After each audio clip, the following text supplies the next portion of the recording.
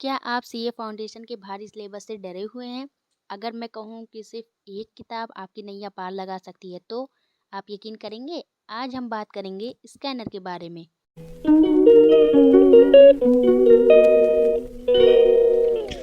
आज मेरे पास है क्वांटिटेटिव एप्टीट्यूड का स्कैनर, सुचिता प्रकाशन प्राइवेट लिमिटेड का।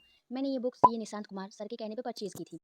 सबसे इंपॉर्टेंट चीज़ ये है कि इसमें पिछले 22 अटेम्प्ट्स के पीवाईक्यू हैं, चैप्टर वाइज मार्क एनालिसिस है, star rating of chapter with ABC analysis है। ये जनवरी 2026, मई 2026 और सितंबर 2026 और इसके आगे भी अटेम्प्ट के लिए के अटेम्प्ट के लिए भी ये एप्लीकेबल है। ऐसा नहीं है कि आप सिर्फ इन्हीं के एग्जाम दे सकते हैं। ये स्कैनर के बारे में कुछ इंपॉर्टेंट चीज़ें हैं जो आप पढ़ सकते हैं। सबसे अच्छी चीज़ ये है कि इसमें पिछले 22 अटेम्प्ट के क्वेश्चन दिए गए हैं 2026 से लेकर सितंबर 2025 तक के। इसमें आपको पता चलता है कि किस चैप्टर का कितना वेटेज है। इसमें आपको ये भी पता चलता है कि एग्जाम में कैसे क्वेश्चन पूछे जाते हैं। ये है कि 2026 से लेकर 2025 तक में कौन से क्वेश्चन कितने इंपॉर्टेंट है, कितने क्वेश्चन दिए गए हैं, 2026 के दिसंबर में कितने क्वेश्चन हैं। ये स्कैनर मेरे अकॉर्डिंग स्कैनर मस्ट है। आप स्कैनर परचेज कर सकते हैं। 10 साल के क्वेश्चन खुद से हल करते हैं तो एग्जाम के टाइम का डर जो रहता है वो आपके अंदर से खत्म हो जाता है। हम ऐसा करते हैं कि जब सिलेबस खत्म होता है तब हम स्कैनर या क्वेश्चन ढूंढना शुरू करते हैं। नहीं, आपको ऐसा नहीं करना है। स्कैनर आपको पहले ही परचेज कर लेना है।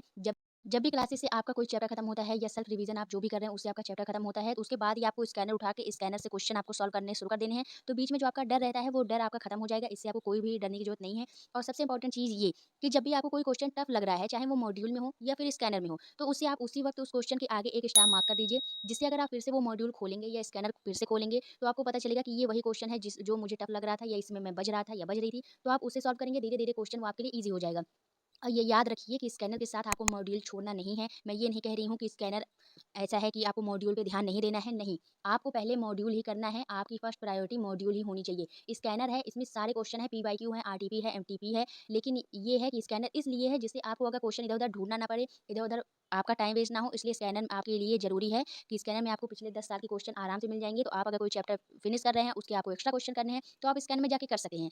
इसलिए स्कैनर मस्ट है। मेरे अकॉर्डिंग मेरा पर्सनल एक्सपीरियंस इसमें 2016, 2017, 2018 पीवाईक्यू, एमटीपी, आरटीपी दिए गए हैं। इससे आपको क्वेश्चन कहीं भी ढूँढने की ज़रूरत नहीं पड़ती है। आप सभी को तो पता ही होगा कि मैथमेटिक्स फॉर फाइनेंस कितना इंपॉर्टेंट चैप्टर है। इसमें 15 से 20 नंबर के क्वेश्चन आते हैं और चैप्टर की शुरुआत में ही आपको चैप्टर ट्रेंड एनालिसिस भी दिया रहता है स्कैनर में, जैसा कि आप देख सकते हैं। इसके बाद आपको क्वेश्चन बेस्ड टॉपिक्स दिए रहते हैं। इसमें क्वेश्चन का नाम लिखा है जैसे present value, sinking fund, application, annuity, future value. इसमें ये भी दिया है कि 2017, 2018 में कितने क्वेश्चन हैं, कितनी बार अटेम्प्ट किए गए हैं, कितने नंबर क्वेश्चन आए हैं। ये सारा इसमें दिया है, तो आप इसमें देख के भी जान सकते हैं कि कितना जरूरी ये है। इसमें आप देख पा रहे हैं कि 2017 से लेके क्वेश्चन है। तो ये था मेरी तरफ से क्वांटिटेटिव एप्टीट्यूड के स्कैनर का रिव्यू। आप स्कैनर अकाउंट्स, लॉ और बिजनेस इकोनॉमिक्स के भी परचेज कर सकते हैं। अब मैं आपसे मिलूंगी अगले वीडियो में, तब तक के लिए बाय बाय। Thank you.